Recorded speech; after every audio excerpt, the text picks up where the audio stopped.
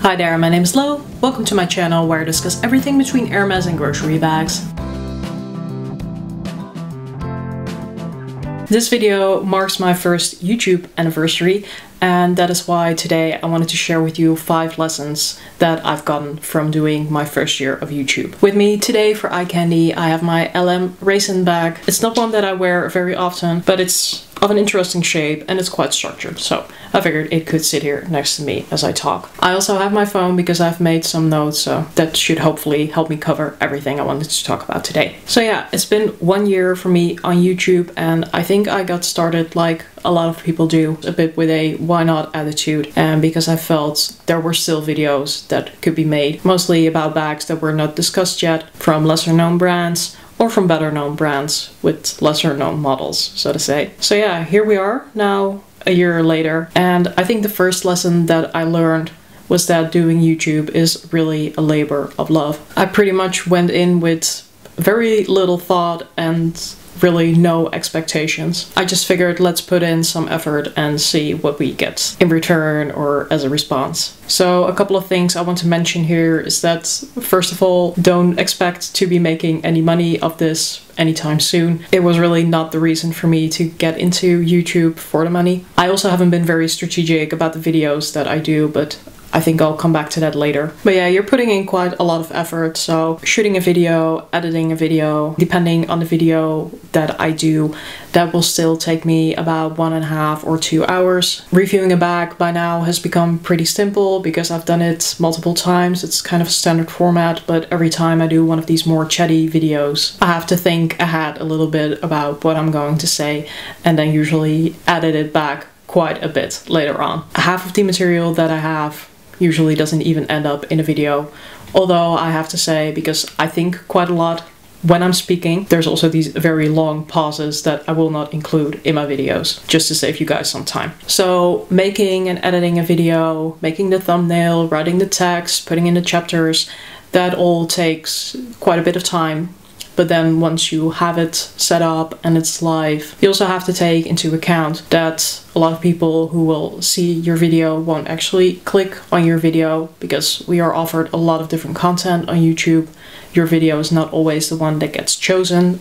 Obviously, most of the time it is not, or at least in my case. Then when people do see your video or click on your video, they actually don't see majority of the video on average. So if you sort of calculate it back from all of the time that you put into making a video to the fraction of your video that is seen on average, you need to have quite a number of viewers before it eventually mounts back or exceeds the amount of hours that I've put into creating that video. And frankly, if you're a small YouTuber, you don't even always get there. But that is okay, because the second thing I learned is that even if you are a tiny creator in this not even very big luxury space, you can still get appreciation from the people who view your videos. And I think the main reason that I got into this is because I wanted to help people, as silly as that sounds. I wanted to help people make better decisions, even about bags that don't have a million reviews. And getting to hear from people that my videos were helpful, that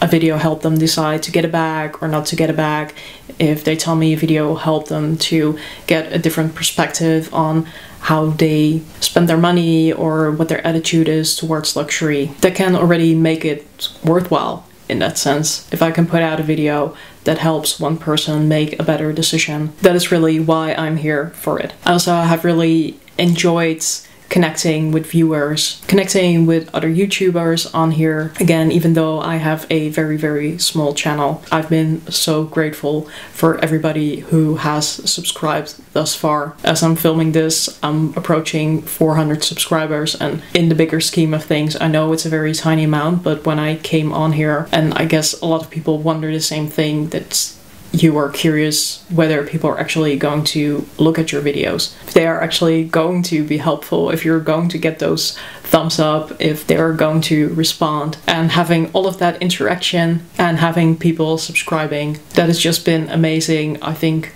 that does keep me going, and I still like doing videos, but I also have a full-time job, so just making sure that there is a video for every week, shooting a couple of videos sometimes over the weekend just to make sure you can schedule ahead. Having that interaction is absolutely making it worthwhile for me to do YouTube. Then the third thing I learned is that doing YouTube is actually quite a nice way to develop some skills. So skills that you can use in real life, and in my case also some skills that I didn't have before. So in my regular job I will also have to come up with stories, usually stories that have a bit more of a point to them. They usually involve a call to action, something like that. So in my regular job I already apply a number of the skills that you also need to have for YouTube. But it's been really just great practicing that. It's been good practicing my English, and I thank you all so much for bearing with me, even though it's not great all of the time. I'm not amazing at languages, but I try and do my best. And then of course some of the new things I learned, mainly filming,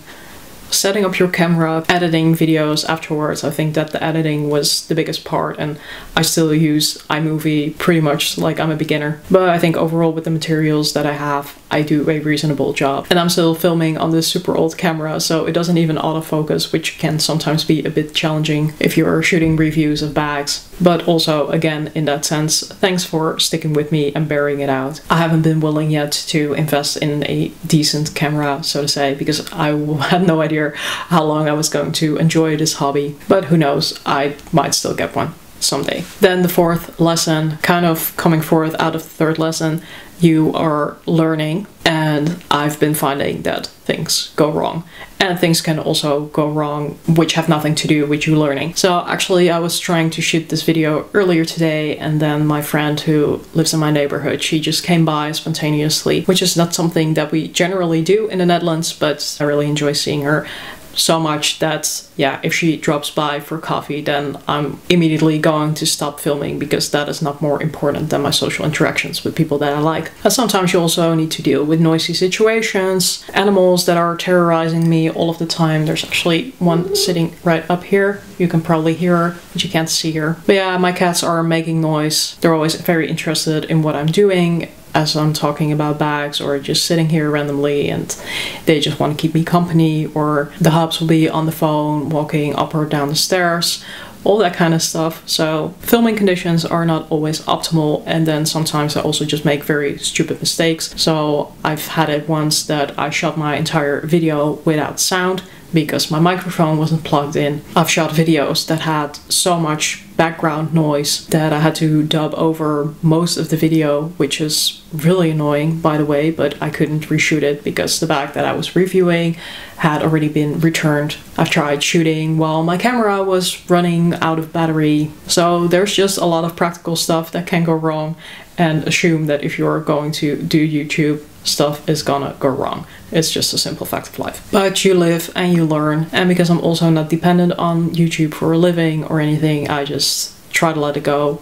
It's just a hobby. It works out better sometimes than other times. So just be patient with the process. And then my final learning is that I've stayed true to myself doing YouTube, but if I look at it very objectively, if I would have been more strategic, if I would have done things differently, potentially I would have had a lot more subscribers by now. So that's okay. I find it more important that I enjoy this process than that I go over boundaries that I don't feel comfortable with. But yeah, if I wanted to be more successful, I would probably need to show my face, which I might be willing to do at some point in time, but right now I'm still not. Perhaps someday. The thought that things linger on the internet forever scares me. I've also been kind of strict thus far in being able to embed my content or sample my content. Perhaps I'm being a bit paranoid, but for now I just want to keep as much control as possible in terms of sharing the content that I make. Other things I could have done different or could have done better. I guess I could have made shorter content. I could definitely have tried making shorts,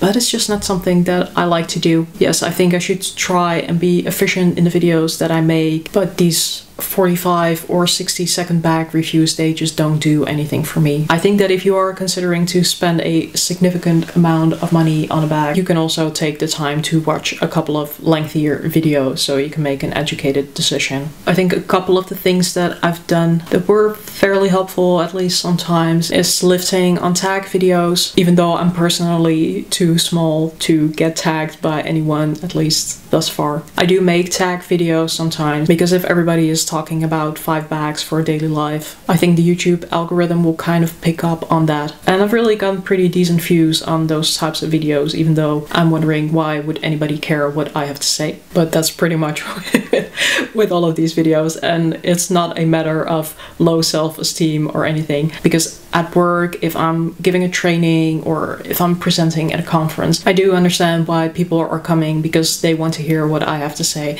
But when it comes to bags, it's usually so terribly subjective. But still, again, I'm highly appreciative of the fact that people are watching these videos and are listening to my thoughts or my tips or whatever I'm talking about that day. One final thing that I've been doing more recently, I haven't really seen a lot of people pick up on that, and that is unboxing videos.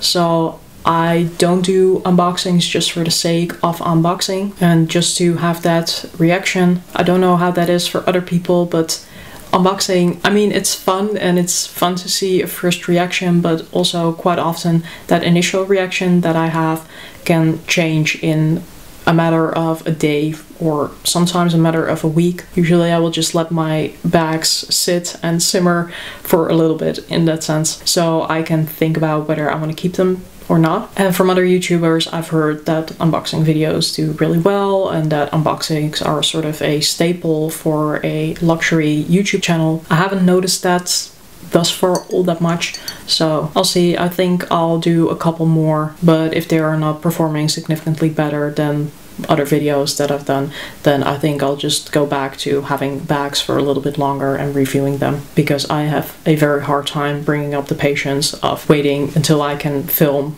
so I can unpack a bag. Oh, and then another thing that I probably do very poorly is that I pretty much never ask for people to like and subscribe, hit the notification bell, yada yada. I only have it in an animation in the very final part of the video, so just the last couple of seconds, which the majority of people don't watch. But I just don't like these very lengthy introductions. I hope that everybody who is watching will like and subscribe, but I'm just not going to ask for it. I don't see anything wrong with it. It's something that I think I'm never going to do. I think another thing that I'm not going to do, and by no means are we close to reaching that point, but I also really don't like sponsored videos. So we'll have to see what I'll do if we ever reach that point that brands would send me stuff to promote. The only thing I can think of is that I perhaps would promote it if I enjoy the brand, but then if possible would give away the item that they have gifted me, because I know that there's always a bias in reviews and I try to separate the objective from the subjective. So I can subjectively really like a bag and really enjoy a bag, but objectively I know that it can also have some very annoying features, and I will always try to point out those generic annoying features that bags may have. But yeah, I'm losing track here, so I think if you're promoting something, obviously it's going to be biased because you're not going to promote anything that you don't like. And I think personally I would have a wrong incentive if I'm talking about something that I got for free. So then perhaps giving it away to somebody who might enjoy it could be a good solution. However, I think there's already a lot less sponsored content going on. It seems like a lot of companies are bringing back their influencer marketing budget or something like that. In any case, I'm very far from getting sponsored if it ever happens. We'll just cross that bridge when we get there. But yeah, just to summarize, I'm strategically might not have done the best job I could have done, even within just my first year of doing YouTube. But at least I've stayed true to myself. I've enjoyed it. I've been feeling comfortable with the way that I'm doing it, and I hope you've liked it too. So by means of an exception, if you like my content, if you like this video, please consider giving it a thumbs up and subscribing, hitting the notification bell, all of the good stuff. I appreciate the subscribers that are already there. Thanks so much for viewing my videos. It's really been a great year. I hope I can continue with the same energy and the same fun that I've had in the past year. I hope more of you will join me in this journey, and that next year around I can do another tea and thoughts video like this on my second YouTube anniversary. For now, thanks for listening in on my very chatty video. I hope you found it interesting, somewhat entertaining. If you have any questions for me, feel free to drop them down below and I'll get back to you. Remember, for now, there's a styling, a situation, and a taste for everything, so don't judge, wear whatever the bag you like. Until next time, or as we say in Dutch, doei!